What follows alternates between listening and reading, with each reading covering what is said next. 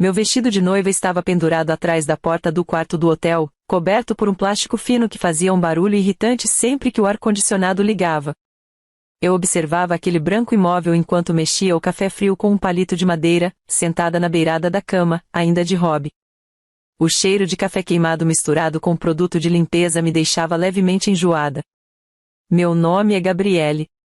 Eu tinha 32 anos naquela manhã. Estava exausta, mas estranhamente serena, como quem já chorou tudo o que precisava antes mesmo de o desastre começar. Trabalhava há quase uma década como coordenadora de projetos em uma empresa de logística, função que me ensinou duas coisas essenciais: ninguém grita quando tem razão, e toda urgência precisa ser questionada. O telefone vibrou sobre o criado mudo. Pai. Atendi sem pensar. Esse foi meu primeiro erro do dia. Gabriele, precisamos falar agora, ele disse, sem sequer perguntar se eu estava ocupada. Olhei o relógio na parede. Faltavam 72 horas para o meu casamento. Bom dia para você também, respondi, soprando o café como se ainda estivesse quente. Cancele a lua de mel e fique com os filhos da sua irmã. Ele disse isso com a naturalidade de quem pede para alguém passar o sal. Fiquei em silêncio. Não porque estivesse surpresa, mas porque minha mente entrou automaticamente em modo profissional, coletar informações antes de reagir. O que aconteceu? Perguntei, com a voz neutra demais para alguém prestes a se casar. Cirurgia urgente, Gabriele. Sua irmã não pode cuidar das crianças. Fechei os olhos por 2 segundos. Conhecia aquele tom. Meu pai só usava aquela voz quando já tinha decidido tudo e esperava obediência imediata. Que cirurgia? Insisti. Não importa, ele respondeu. O que importa é a família. Sorri. Não porque achei engraçado. Sorri porque aquele discurso era tão previsível que chegava a ser quase confortável. Minha irmã se chamava Renata, tinha 38 anos, 2 filhos pequenos e um talento impressionante para transformar qualquer inconveniente pessoal em um espetáculo coletivo. O mais velho, Lucas, tinha 8 anos. A mais nova, Marina, tinha 5. Crianças inteligentes, curiosas, e completamente alheias ao fato de que eram usadas como moeda emocional sempre que conveniente. Onde está o pai das crianças? Perguntei. Trabalhando, respondeu meu pai, rápido demais. E você? Também. A ironia quase me fez rir alto. Pai, eu me caso em 3 dias, falei, calmamente.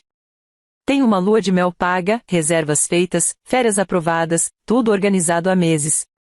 Prova de lealdade, Gabriele, ele disse, finalmente usando a expressão que eu já esperava. Pronto. Ali estava ela. A frase que sempre aparecia quando alguém queria algo de mim e precisava me fazer sentir pequena por hesitar. Vou pensar, respondi. Não é para pensar, ele rebateu. É para fazer. Desliguei antes que ele continuasse. Fiquei olhando para o celular por alguns segundos, sentindo aquele velho aperto no estômago. Não era culpa. Era reconhecimento. Aquele tipo de pedido nunca vinha sozinho. Sempre carregava uma história mal contada, uma urgência inflada e uma expectativa silenciosa de sacrifício. Peguei meu notebook e abri o aplicativo do plano de saúde da minha irmã. Eu ainda tinha acesso porque, anos antes, ajudei Renata a organizar documentos quando ela alegou estar sobrecarregada demais para essas coisas. Busquei pelo procedimento. Não havia cirurgia urgente alguma. Havia, sim, um procedimento estético agendado, marcado há semanas, com internação de poucas horas e retorno para casa no mesmo dia. Meu café já estava completamente frio quando reli aquilo pela 3ª vez. Meu telefone começou a vibrar novamente. Agora era minha mãe. Filha, seu pai me contou, começou ela, com aquela voz mansa que sempre antecedia um pedido absurdo. Já sei, e interrompi. Não é urgente. É estética. Silêncio do outro lado. Mesmo assim, ela respondeu, sua irmã precisa descansar. Encostei a cabeça na parede. E eu não? Perguntei. Você é forte, disse minha mãe. Sempre foi. Ali, naquele instante, algo dentro de mim encaixou como uma peça antiga. Forte, naquela família, sempre significou disponível. Forte significava não reclamar. Forte era sinônimo de ceder primeiro. Não vou cancelar, falei, com clareza. Gabriele, minha mãe suspirou. Não repeti. Não vou. Desliguei. As mensagens começaram a chegar uma atrás da outra. Tios. Primos. Um áudio longo da minha irmã, chorando, dizendo que eu estava sendo egoísta. Outro áudio, ainda mais longo, dizendo que ela jamais esqueceria aquilo. Ouvi nenhum. Em vez disso, fechei o notebook, abri o armário e comecei a separar as roupas da viagem. Cada peça dobrada era uma decisão reafirmada. Cada zíper fechado, um limite finalmente colocado. À noite, sentei na varanda do hotel com uma taça de vinho barato, observando o trânsito lá embaixo. Pensei no quanto eu tinha feito por aquela família ao longo dos anos. Cuidado, emprestado tempo, dinheiro, energia. Sempre com a promessa implícita de que, um dia, seria minha vez. 72 horas antes do meu casamento, eles pediram tudo de novo. E, pela primeira vez, eu disse não. Bloqueei um por um. Pai, mãe, irmã, tios, primos. Todos. Na manhã seguinte, entrei no aeroporto com o vestido de noiva despachado, a passagem da lua de mel no celular e uma sensação estranha no peito. Não era culpa. Era liberdade com gosto de medo. Quando o avião decolou, desliguei o telefone. Horas depois, já no destino, postei a primeira foto, eu e meu marido sorrindo, o mar ao fundo, sol refletindo na água. Quando liguei o celular novamente, havia 147 ligações perdidas. Sorri. Não por vingança. Sorri porque, pela primeira vez, o silêncio deles não me doía. E eu ainda não fazia ideia de que aquele embarque tinha sido apenas o começo. A primeira noite da lua de mel deveria ter sido romântica, mas foi silenciosa. Não um silêncio desconfortável, era um silêncio novo, quase educativo. O tipo de silêncio que revela o quanto o barulho constante vinha de fora, nunca de dentro. Eu estava sentada na varanda do quarto do hotel, descalça, com os pés apoiados no chão frio, observando o movimento lento do mar sob a luz amarelada dos postes da orla. Meu marido, André, dormia profundamente. Ele tinha 35 anos, trabalhava como engenheiro civil, e possuía uma qualidade rara, não tentava me consertar quando eu precisava apenas pensar. Meu estado emocional naquela noite era um misto de alívio, tensão contida e uma estranha expectativa, como se eu soubesse que algo ainda viria, mas não tivesse medo disso. Liguei o celular pela primeira vez desde a postagem. Mais de 200 mensagens. Nenhuma perguntava se eu estava bem. A maioria começava com frases do tipo: como você teve coragem? Você destruiu sua irmã. Pai está passando mal. Isso vai ter consequências. Suspirei. Aquela palavra sempre aparecia quando alguém percebia que tinha perdido o controle, consequências. O curioso era que, até então, as consequências sempre tinham sido só minhas. Fechei as mensagens sem responder e fui até a cozinha do quarto pegar água. Quando voltei, o celular vibrou novamente. Um número desconhecido. Atendi por reflexo. Gabriele, aqui é a Cláudia, do hospital. Franzi a testa. Sim?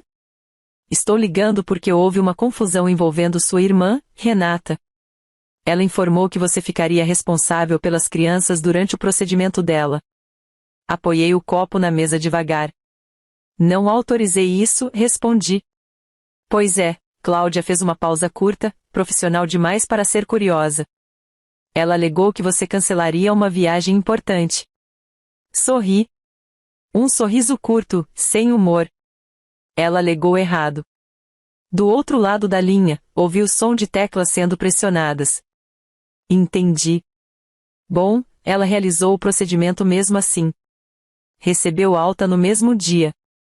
Então não era urgente, confirmei. Não, respondeu Cláudia, com cuidado. Era eletivo.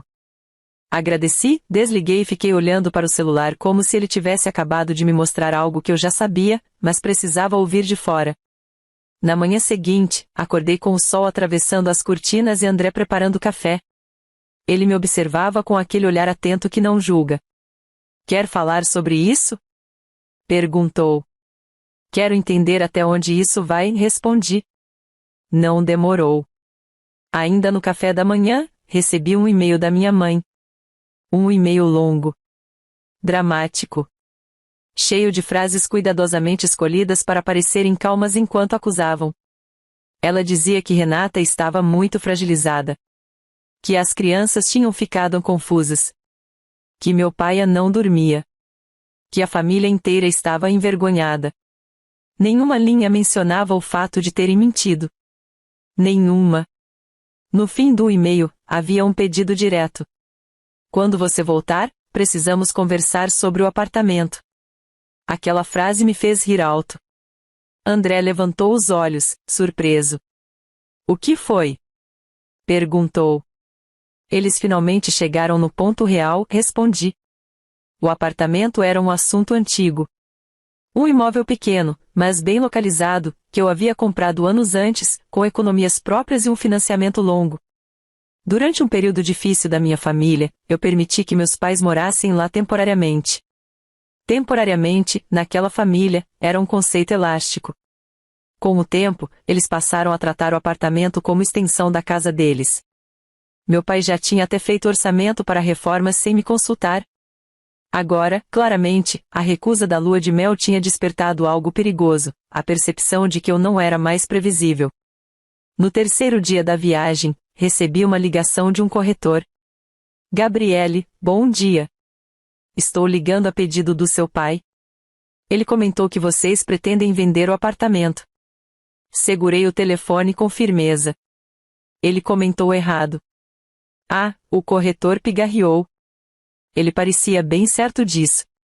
Pois informe que não existe autorização, nem intenção de venda, respondi. E que qualquer nova ligação desse tipo deve ser direcionada a mim, não a ele. Desliguei sentindo algo diferente do habitual. Não era raiva. Era clareza. Naquela noite, sentei com André e contei tudo. Desde a cirurgia até o e-mail e a ligação do corretor. Ele ouviu em silêncio e, quando terminei, fez apenas uma pergunta. Você quer resolver isso agora ou deixar estourar sozinho? Pensei por alguns segundos. Quero resolver do jeito certo, respondi. Sem gritos. Sem espetáculo. Mas definitivo. No dia seguinte, liguei para um advogado especializado em direito familiar e patrimonial. Dr. Marcelo, 50 anos, voz firme, pragmático. Expliquei a situação inteira, com documentos, mensagens, registros. Gabriele, ele disse, o maior erro que você pode cometer agora é explicar demais. Você não precisa convencer ninguém. Precisa apenas estabelecer limites legais. Foi quando percebi algo fundamental, eu não estava enfrentando um conflito emocional. Estava encerrando um contrato invisível que nunca tinha assinado, mas sempre cumpri. Enquanto isso, do outro lado, minha ausência estava causando o efeito esperado.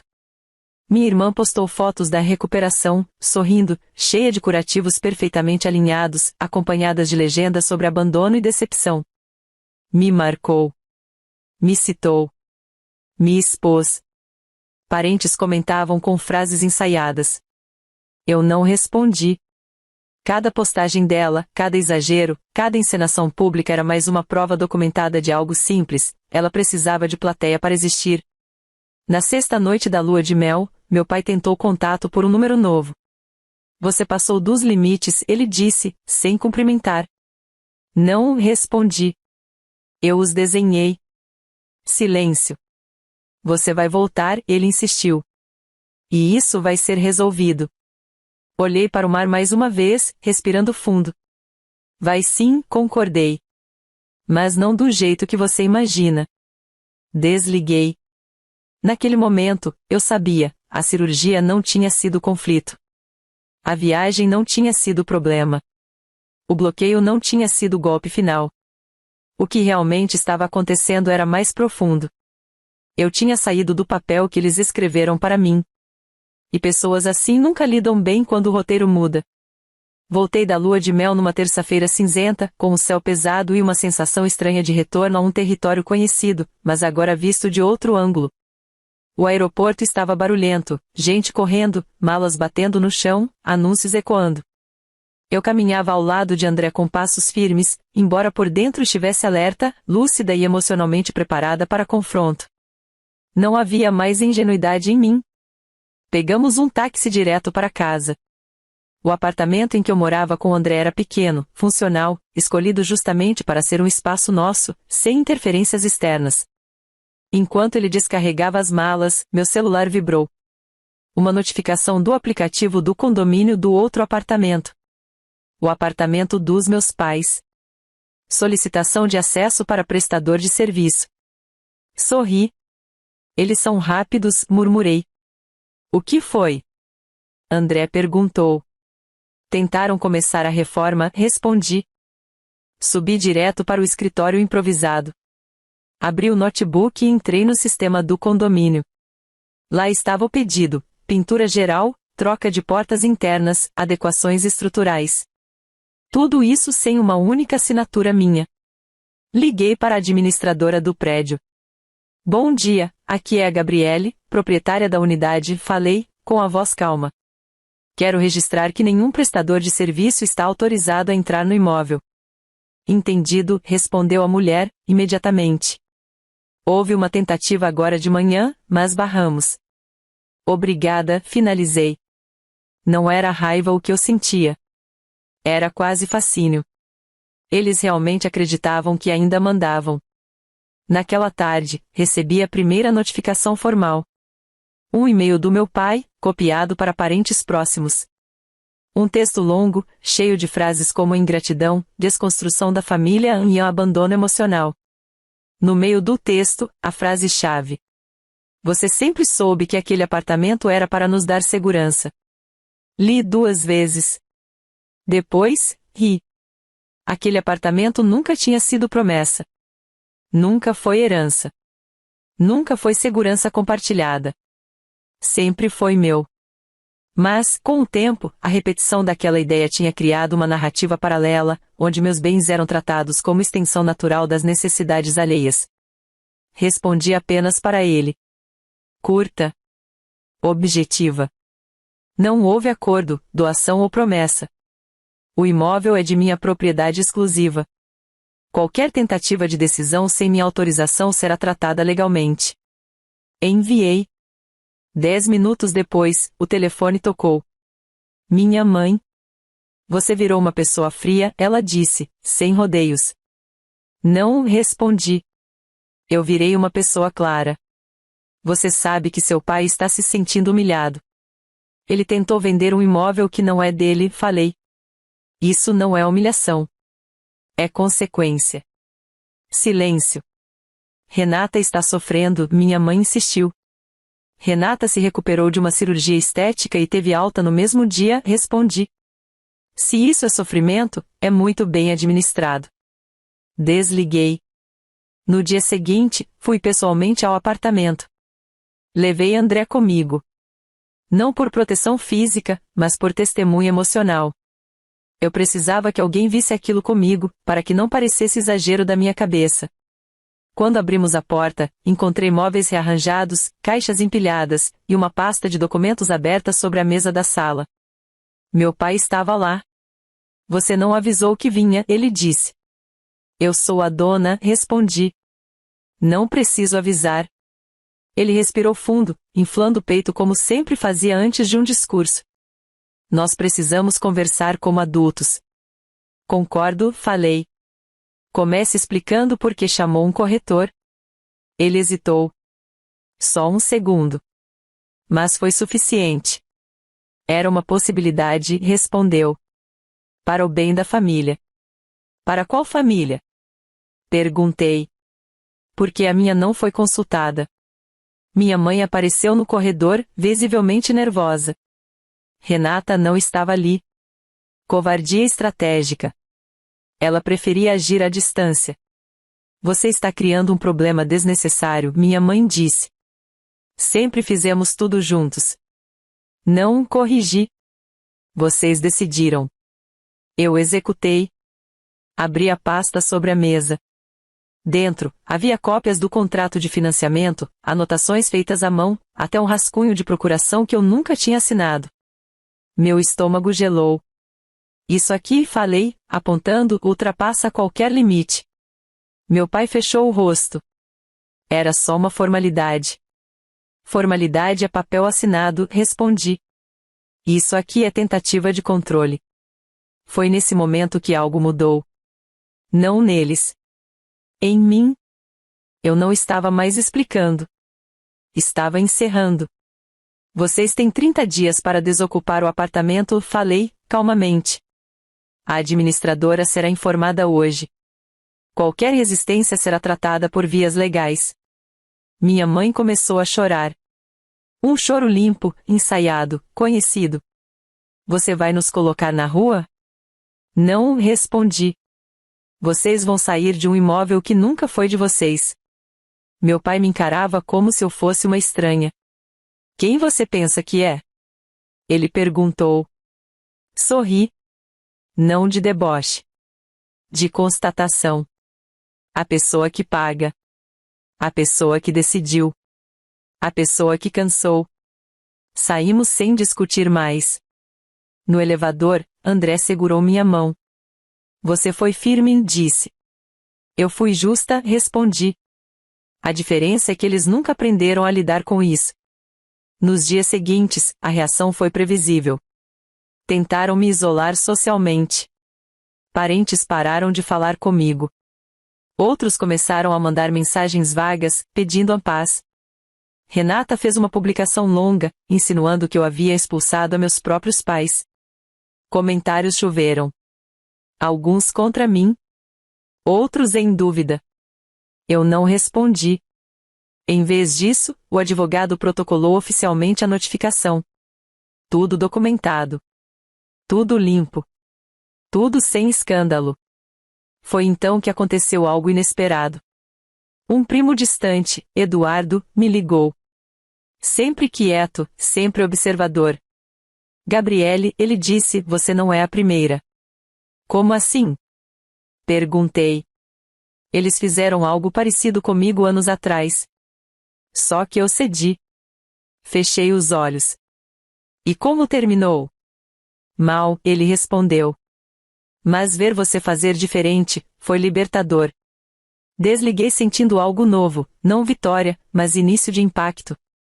Porque quando uma pessoa rompe um ciclo, ela não se liberta sozinha. Ela expõe o padrão. E padrões, quando expostos, começam a ruir. O isolamento não começou com silêncio absoluto. Começou com ruídos estranhos. Mensagens atravessadas, cumprimentos frios, convites que não chegavam mais. Pessoas que sempre tiveram opinião passaram a ter cautela. Não porque tivessem mudado de ideia, mas porque perceberam que algo sério estava em movimento. Meu estado emocional naquela fase era cansado, concentrado e surpreendentemente estável. Eu não estava feliz. Estava decidida. E decisão tem um peso próprio, silencioso, que sustenta até quando o resto balança. No trabalho, minha rotina seguiu intacta. Eu acordava cedo, enfrentava o trânsito, resolvia problemas reais. E isso fazia toda a diferença. Porque enquanto minha família criava narrativas, eu lidava com fatos. Contratos. Prazos. Pessoas que não gritavam para impor autoridade. Renata, por outro lado, intensificou a campanha. Ela começou a aparecer de surpresa na casa de parentes, sempre com os filhos, sempre casualmente abatida. Contava versões cuidadosamente editadas. Nunca mentia diretamente. Apenas omitira tudo que a colocava em posição desconfortável. Gabriele sempre foi fria, dizia. Desde pequena. Era curioso como minha recusa recente havia reescrito toda a minha história. Minha mãe passou a ligar para André. Não para mim. Para ele. Ela está irreconhecível, dizia, chorosa. Você precisa conversar com ela. André escutava, respirava fundo e respondia sempre do mesmo jeito. Dona Lúcia, a Gabriele está bem. E as decisões são dela. Isso os enfurecia mais do que qualquer grito meu jamais faria. Na terceira semana após a notificação do apartamento, recebi um envelope no trabalho. Não havia remetente. Dentro, uma cópia impressa de uma publicação feita por Renata em um grupo de família ampliado. Gente que eu mal conhecia. Há pessoas que trocam a própria família por uma viagem. Que abandonam crianças por egoísmo. Mas tudo volta. Li aquilo com calma. Depois dobrei o papel e guardei na bolsa. Não respondi. Foi exatamente essa ausência de reação que os levou ao erro. Meu pai, acostumado a confronto direto, decidiu agir por fora. Ele procurou o síndico do prédio do apartamento e afirmou que eu estava temporariamente incapacitada de tomar decisões por conta de instabilidade emocional recente. Disse isso com tanta segurança que quase soou oficial. O problema é que síndicos experientes fazem algo simples quando ouvem esse tipo de afirmação: pedem documentos. E documentos não existiam. O síndico me ligou no mesmo dia. Gabriele, achei melhor confirmar com você, disse, cauteloso. Seu pai levantou uma questão delicada. Agradeci. Pedi que tudo fosse registrado por escrito. E enviei imediatamente ao advogado. Foi ali que a linha foi cruzada de forma irreversível. Dr. Marcelo me ligou naquela noite. Eles passaram do emocional para o institucional, disse. Isso muda tudo. O que significa? Perguntei. Significa que agora não é mais sobre sentimentos feridos. É sobre tentativa de interferência indevida. E isso tem consequência. Pela primeira vez desde o início, senti algo próximo de alívio completo. Não porque eu queria punição. Mas porque agora havia clareza objetiva. Nos dias seguintes, recebi mensagens de parentes que nunca haviam se posicionado antes. Ele disse isso mesmo? Você está bem? Não sabíamos que tinha chegado a esse ponto. A narrativa começava a rachar. Renata, percebendo a mudança de vento, tentou um movimento final. Ela pediu para conversar. Apenas nós duas. Em um local público. Uma padaria perto da casa dela. Aceitei. Não por esperança. Mas por encerramento. Ela chegou atrasada. Sentou-se suspirando, como quem carrega o peso do mundo. Pediu um café. Açúcar demais. Sempre foi assim. Você venceu, disse, sem me olhar. Isso não é competição, respondi. É sim, ela rebateu. Sempre foi. Ela começou um discurso ensaiado sobre infância, preferências, comparações. Coisas antigas, recicladas. Observei em silêncio. Você podia ter feito diferente, ela concluiu. Podia ter sido mais flexível. Sorri, breve. Renata, você chamou uma cirurgia estética de urgente para testar até onde eu iria, falei. Esse foi o seu erro. Ela travou. Você tentou decidir sobre um apartamento que não é seu, continuei. Esse foi o segundo. Ela apertou os lábios. E agora, finalizei, vocês tentaram me descredibilizar formalmente. Esse foi o último. Ela não respondeu. Quando saí da padaria, senti algo leve. Não vitória. Fechamento. Naquela mesma semana, a notificação de desocupação venceu. Meus pais saíram do apartamento sem cerimônia. Sem despedidas. Sem reconhecimento. Deixaram para trás móveis improvisados e uma tentativa frustrada de domínio. E deixaram algo mais importante, provas. Tudo estava documentado. Mensagens. E-mails. Tentativas. Contradições. O isolamento que tentaram impor começou a se inverter. Convites voltaram. Perguntas surgiram. O silêncio mudou de lado. E enquanto eles tentavam entender onde tinham errado, eu já estava alguns passos à frente. Não em revanche. Em reconstrução. Porque o erro irreversível deles não foi tentar me controlar. Foi acreditar que eu ainda aceitaria. A paz não chegou com aplausos. Chegou numa manhã comum, enquanto eu organizava a mesa do escritório antes de começar o trabalho. O computador ligado, o café ainda quente, o silêncio intacto. Nada extraordinário. E justamente por isso, definitivo. Meu estado emocional naquele dia era calmo, inteiro e resolvido. Não havia mais vigilância interna, nem aquela expectativa inconsciente de um novo ataque. Pela primeira vez, minha mente não estava preparada para se defender. Estava livre para existir. As consequências das escolhas da minha família começaram a aparecer uma a uma, sem pressa, como contas chegando depois da festa. Meu pai tentou se explicar para parentes mais próximos. Disse que tudo tinha sido mal interpretado. Que só queria proteger a família. Mas agora, sem um apartamento, sem controle financeiro, sem alguém para executar suas decisões, suas palavras soavam ocas. Pela primeira vez, ninguém se moveu para consertar o que ele havia quebrado. Minha mãe entrou num silêncio estranho. Não o silêncio estratégico que costumava usar para punir, mas um silêncio cansado. Quando falou comigo semanas depois, foi breve. Você está diferente, disse. Estou inteira, respondi. Ela não contestou. Renata foi a última a cair, porque sempre acreditou que o palco a salvaria. Continuou postando. Continuou se explicando. Demais. Continuou tentando provocar reações que não vieram. Sem conflito, sua narrativa perdeu força. Pessoas começaram a fazer perguntas. As mesmas perguntas que ela sempre evitou responder. Quem cuidou das crianças durante a cirurgia? Por que mentir? Por que tentar decidir o que não era seu? Ela nunca respondeu diretamente. O resultado foi simples: credibilidade não sobrevive à repetição da manipulação. Os filhos dela continuaram sendo crianças. Nunca foram o problema. E isso ficou claro para todos. Pela primeira vez, a responsabilidade deixou de ser empurrada. Quanto a mim, finalizei tudo de forma prática. O apartamento foi retomado, regularizado, e colocado para locação com contrato claro, administrado por imobiliária profissional.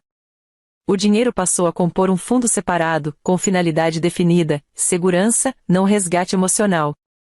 Cada bem voltou ao seu lugar correto. No trabalho, recebi uma promoção meses depois. Nada espetacular, nada cinematográfico. Apenas o reconhecimento natural de alguém que não se desestabiliza quando pressionada. Foi ali que percebi algo importante: minha força sempre esteve sendo drenada em casa.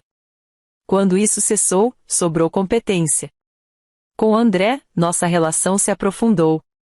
Não porque o conflito acabou, mas porque ele nunca tentou assumir o volante por mim. Ele caminhou ao lado. E isso fez toda a diferença. Você não perdeu uma família, ele disse uma noite, enquanto jantávamos algo simples. Você perdeu um peso. Sorri. Ele tinha razão. Meses depois, encontrei Eduardo, o primo que havia me ligado. Ele parecia mais leve. Depois de você, ele disse, eu também comecei a dizer não. Foi quando entendi a última camada da minha redenção. Eu não venci porque bloqueei, viajei ou recusei pedidos absurdos. Eu venci porque quebrei um ciclo. Meu pai caiu porque confundiu autoridade com posse. Minha mãe caiu porque confundiu silêncio com amor. Renata caiu porque confundiu o palco com verdade. E eu venci porque finalmente parei de confundir força com obrigação. Naquela noite, antes de dormir, abri o celular e rolei até a primeira foto da lua de mel. A mesma que tinha gerado 147 ligações perdidas. Sorri outra vez. Não por provocação. Mas porque aquela imagem marcava exatamente o ponto em que tudo mudou. Eu não fugi. Eu embarquei. E nunca mais voltei para o lugar onde me exigiam tudo e me ofereciam nada. O fim não foi um rompimento. Foi um recomeço limpo. E, dessa vez, escrito por mim,